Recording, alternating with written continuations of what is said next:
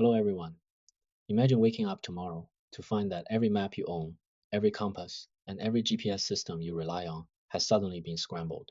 The north no longer points north, and the roads you thought were solid ground are actually just projections on a fragile screen. How do you navigate a world where the very tools of orientation are revealed to be an oppressive illusion? After the destruction of the rational subject and the dissolution of reality into science, how do we rebuild meaning? Today, we explore this profound question, bringing together the colliding insights of Jacques Lacan, Gilles Deleuze, Félix Guattari, Luce Irigaray, Julia Kristeva, Emmanuel Levinas, and Paul Ricoeur. For 3 centuries, Western thought relied on a central, unshakable foundation, the autonomous, rational Cartesian subject. We operated under the assumption that a singular, conscious mind could objectively measure and master the universe. Following the devastating ideological crisis of the mid 20th century, that grand narrative collapsed. Reason was utterly exposed as a mechanism of control rather than a neutral arbiter of truth. The center failed to hold. The unified self systematically dissolved into a complex matrix of linguistic structures and arbitrary signs. Confronted with the absolute ruin of rationality, French thinkers realized that salvation could no longer be found in the center of power or traditional logic. They pivoted radically outward, seeking to rebuild philosophy by turning to the historically marginalized domains of human existence. They turned their focus toward the unconscious, toward the messy reality of the physical body, and toward the profound ethical demand of the outside world. Meaning had to be reconstructed from the shadows. Jacques Lacan revolutionized Freudian psychoanalysis by fundamentally altering our understanding of human motivation. He asserted that the unconscious operates as a rigorous, pre-existing symbolic order rather than a chaotic pit of animalistic instincts. We do not invent the rules of our own reality. We are born into a rigid architecture of language that shapes our every thought before we even learn to speak. Within this structure, Lacan rooted human desire entirely in the concept of a fundamental, inescapable void. Desire operates as the mathematical remainder that lingers when the demand for love is subtracted from the temporary pleasure of seeking satisfaction. Picture a man who works relentlessly to buy a luxury car, convinced that acquiring this specific object will finally make him feel complete. The moment the keys are placed in his hand, the satisfaction evaporates, and a new, elusive craving immediately takes its place. This endless cycle functions as the mechanism of mank. The entire symbolic system of human interaction organizes itself around the phallus. This is completely divorced from biological reality. The phallus functions as the ultimate empty signifier of absolute authority and absolute completeness. Everyone structurally organizes their lives around the desperate pursuit of this completeness, yet it remains an entirely fictional construct that no human being actually possesses. We are perpetually chasing a ghost within a linguistic maze, permanently trapped in a tragic pursuit of an unfillable void. Human existence becomes a continuous attempt to bridge a gap that language itself has permanently torn open within our psyche. Gilles Deleuze and Félix Guattari launch a ferocious, uncompromising assault on the tragic pessimism of traditional psychoanalysis. In their groundbreaking work, Anti-Oedipus, they fundamentally dismantle the entire framework proposed by both Freudian and Lacanian models. They argue that traditional psychoanalysis artificially traps human desire inside a suffocating bourgeois family drama known as the Oedipus complex. By framing desire around a missing object or an unattainable phallus, psychoanalysis successfully domesticates cosmic human energy. It reduces the vast, wild potential of the human spirit to a pathetic narrative defined entirely by guilt, castration, and a permanent sense of inadequacy. Deleuze fiercely redefines the very nature of desire. He strips away the concept of a tragic yearning for something absent. Desire functions as an overflowing, affirmative, and fiercely productive force. Consider a powerful rushing river that completely floods a valley, carving entirely new geographical landscapes out of solid rock. The river does not flow because it is missing something. It flows because it possesses an excess of kinetic energy. Desire creates reality itself. It is a factory that produces new connections, new realities, and new ways of living, completely independent of any perceived lack. Deleuze and Guattari demand that we stop viewing ourselves as broken fragments mourning a lost wholeness. We must recognize our inherent capacity to generate reality through the sheer, explosive overflow of our own affirmative energy. This paradigm shift rescues the human unconscious from the dreary confines of the psychoanalyst's couch and unleashes it back into the vast, productive machinery of the cosmos. Building upon their radical redefinition of desire, Gilles Deleuze and Félix Guattari completely reimagined the concept of humanity. Humans function as dynamic, desiring machines, continuously coupled with other machines in the environment. We are entirely stripped of our status as isolated, self contained, Cartesian subjects, observing the world from a distance. A human being exists purely as a temporary node operating within a vast, continuous flow of cosmic and social production. The mouse machine connects directly to the breast machine. The eye machine connects to the television machine. The hand machine connects to the keyboard machine. We are defined entirely by the specific connections we form and the energies we transmit. Within this framework, schizoanalysis directly opposes the clinical pathologization of traditional psychoanalysis. Schizophrenia transforms from a medical illness into the ultimate revolutionary process. Modern state control and the capitalist axiomatics rely heavily on establishing rigid boundaries, strict categories, and predictable pathways for human behavior. These are the oppressive state striations that attempt to regulate all productive energy. The revolutionary strategy requires a radical dismantling of these imposed boundaries through the relentless pursuit of escape vectors. These lines of flight evade hierarchical control by refusing to conform to the established grid of acceptable behavior.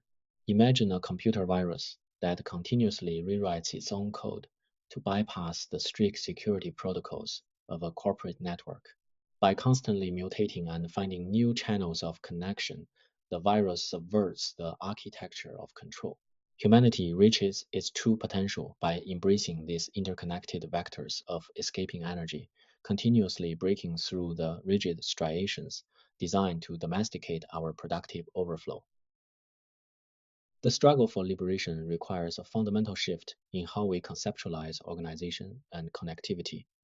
The traditional Western model of thought relies entirely on an arborescent or tree-like logic. This structure demands a central root, a clear hierarchical progression, binary branches, and an immovable fixed center. It perfectly represents the rigidity of state power, the absolute rule of law, and the strict discipline imposed by the traditional family unit. Power flows strictly from the top down, forcing all subordinate elements to conform to the singular origin point. We must adopt rhizomatic logic to evade this oppressive hierarchy. A rhizome functions as a horizontal, root-like network operating entirely without a center. Any given node within this system can connect directly to any other node without seeking permission from a central authority. It has no definitive beginning and no absolute end, consisting only of continuous middles from which energy organically grows and overflows. Picture a sprawling patch of crabgrass spreading across a suburban lawn. You can sever it in one location and it will simply sprout and reroute itself in another direction, completely indifferent to the boundaries you attempt to impose upon it. Adopting this rhizomatic logic translates directly into the strategy of nomadic living. Moving fluidly across the complex social terrain allows individuals to constantly subvert static regimes of power. The nomad refuses to settle into the predefined categories and fixed institutional roles demanded by the state. True freedom is maintained through continuous horizontal connectivity and a relentless refusal to be pinned down by hierarchical roots. French feminists profoundly shattered the long-standing illusion of universal reason. Heavily influenced by Jacques Derrida and his methodology of deconstruction, They meticulously revealed that Western philosophy, logic, and language contain zero objectivity. These deeply entrenched intellectual systems function as fundamentally male-centric constructs, meticulously designed to marginalize and erase the female experience. The entire history of Western thought relies on a conceptual framework known as Phallogocentrism. This mechanism seamlessly fuses the primacy of the spoken word and rational truth with the absolute primacy of the male perspective.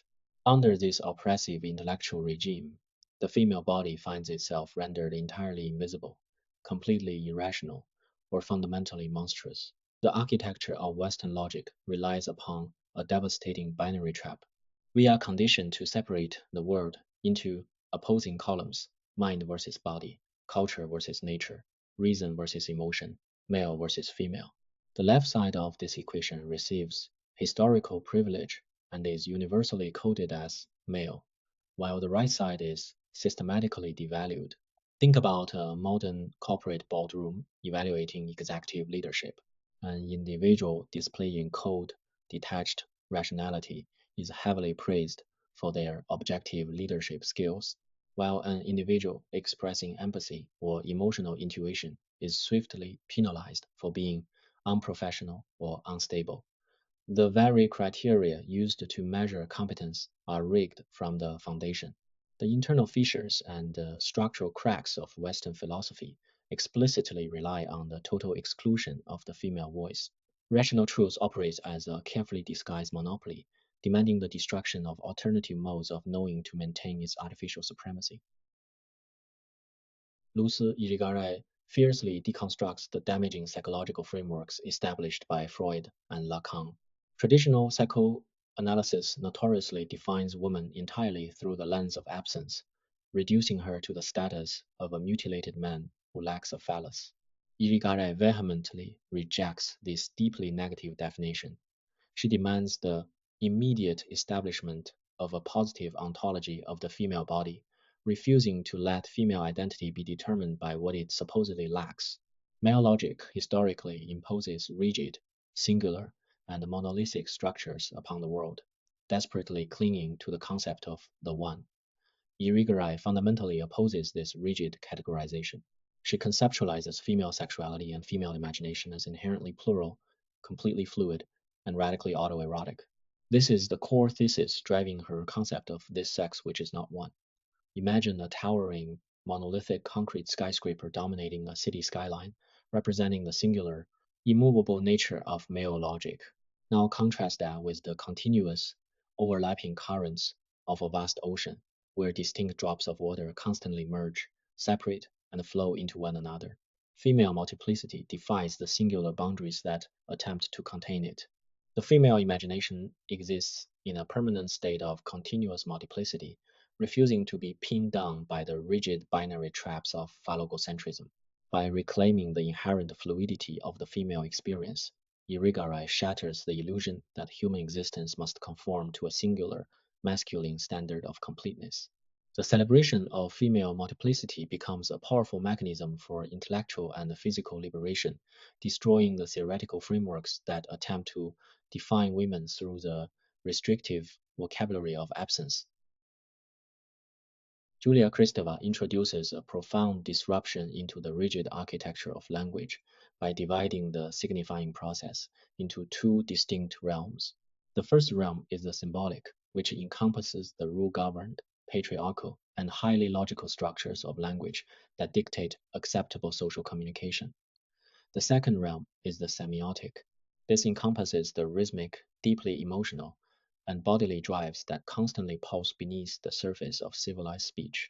Kristeva radically redefines the concept of the Chora. She establishes the Chora as the prelinguistic, maternal, and chaotic space of raw bodily drives. It functions as the rhythmic, pulsational matrix that completely predates the child's forced entry into the rigid laws of patriarchal language. Imagine listening to the intense, unpredictable rhythm of a heartbeat or the chaotic melody of a free jazz drum solo before any recognizable melody or lyric is introduced. That raw, prelogical pulsation is the semiotic chora operating at the foundation of human experience. The chora cannot ever be entirely repressed by the heavy grade of the symbolic law. It continuously boils beneath the surface, threatening to destabilize the established order. This maternal matrix forcefully erupts into the symbolic realm through the explosive avenues of poetry, avant-garde literature, and revolutionary art. When a poet breaks the strict rules of grammar to convey a raw, visceral emotion, the semiotic Chora is actively shattering the rigid structures of Phallogocentrism. The maternal matrix serves as a permanent poetic disruption, ensuring that the patriarchal laws of language can never achieve total, suffocating dominance over the human psyche. Emmanuel Levinas enacts a radical and unprecedented break from the entire history of Western ontology. Traditional philosophy desperately attempts to establish our own existence or our own knowledge before considering anything else. Levinas argues that before we can claim to exist, or before we can claim to know the world, we are violently confronted by the profound ethical presence of the other. The phrase, before we are, we respond, captures this philosophical earthquake. The encounter with the face of the other functions as an entirely asymmetrical event. You do not meet the other on equal terms. The face looks out at you and issues a silent, absolute command. Thou shalt not kill. This sudden, ethical demand completely shatters the isolation and the arrogant self-sufficiency of the Cartesian ego. Picture yourself walking down a busy, wealthy metropolitan street, completely absorbed in your own internal thoughts and personal ambitions. Suddenly, you lock eyes with a freezing, vulnerable stranger huddled on the pavement. In that exact fraction of a second, your self-contained universe shatters. You are instantly held hostage by the sheer vulnerability of their gaze. The other demands infinite ethical responsibility from you, stripping away your right to remain a detached observer. We are unconditionally bound to care for the other. This infinite responsibility forms the true, inescapable foundation of human meaning and human subjectivity. Meaning is never generated in isolation. It is forged entirely through our absolute ethical obligation to the fragile presence of the human beings surrounding us. Paul Ricoeur forcefully pushes back against the pure, unrestrained linguistic play celebrated by post-structuralism. He recognizes the danger of dissolving the human subject entirely into a meaningless web of signs. He poses a crucial, grounded question. After we thoroughly deconstruct text and dismantle the Cartesian ego, how do we actually act responsibly in a highly fragmented real world? Direct, immediate intuition of the self is completely impossible. We cannot simply look inward and discover a stable, transparent soul waiting to be understood. Ricoeur argues for the absolute necessity of a long detour to achieve any degree of self-understanding. Imagine trying to comprehend your own physical appearance without ever using a mirror, a photograph, or a reflective surface. You would remain entirely blind to your own face. In the exact same way, we can only understand our internal identities by rigorously interpreting the external signs, the rich symbols, the ancient myths, and the complex texts we have actively created in the cultural world. The fragmented self must traverse the vast landscape of human culture to achieve comprehension. We must deeply engage with narrative, with ritual, with scripture, and with historical artwork. The hermeneutic circle demands that we constantly project ourselves outward into cultural symbols, only to return to ourselves permanently altered and enriched by that interpretation. Meaningful existence requires us to abandon the illusion of immediate self-knowledge and commit to the challenging, lifelong detour of interpreting the vast cultural tapestries that surround our daily lives. Paul Ricoeur rejects both the arrogant certainty of the Cartesian master-subject and the fatalistic post-structuralist notion that the subject is merely a dead, hollow illusion. The human subject is highly dynamic, continually constructed, and painstakingly reconstructed over the passage of time. Our lives consist of chaotic historical flux, deep personal trauma, fleeting memory, and sudden action. We build our narrative identity by actively weaving these chaotic historical events, our difficult ethical choices, and our profound encounters with the other into a coherent, overarching story. We function simultaneously as both the author and the reader of our own unfolding lives. Think about the massive challenge of maintaining a lifelong marriage or a decades-long commitment to a cause. The individuals involved undergo massive biological, psychological, and circumstantial changes over 30 years. The only mechanism that binds the person who made the initial promise to the person honoring it decades later is the continuous, deliberate weaving of a narrative thread. Narrative identity is ultimately a supreme ethical achievement. It is the specific framework that allows a human being to make a promise, to consistently keep their word, and to maintain absolute responsibility for their actions across the unpredictable flux of time. We do not possess a static, unchanging core. We possess the ethical constancy required to string our fragmented experiences together into a responsible, shared human story. The modern human condition is defined by an ultimate, unresolvable clash between two opposing philosophical gravitational pulls. On one side, we face the path of chaotic liberation championed by Gilles Deleuze and Félix Guattari. This path demands salvation through the absolute shattering of all established boundaries. It actively embraces schizophrenic desire, rhizomatic nomadism, and the total dissolution of the ego into productive cosmic flows. It prioritizes radical, terrifying freedom and the aggressive destruction of all state and family striations that attempt to domesticate our energy. On the opposing side stands the path of ethical responsibility articulated by Emmanuel Levinas and Paul Ricoeur. This path finds salvation exclusively through profound interpersonal connection. It requires patiently rebuilding the self as an ethically bound narrative identity that must answer to the infinite silent demand of the other. It prioritizes heavy duty, narrative coherence, and unyielding interpersonal responsibility over chaotic freedom. Contemporary life oscillates fiercely between these two extreme poles. We are violently torn between the deep biological drive to explode our boundaries through unbridled desire and the profound phenomenological need to construct a meaningful, shared narrative anchored by the other. As we rapidly accelerate into the AI era, this dialectical tension becomes the defining crisis of our species.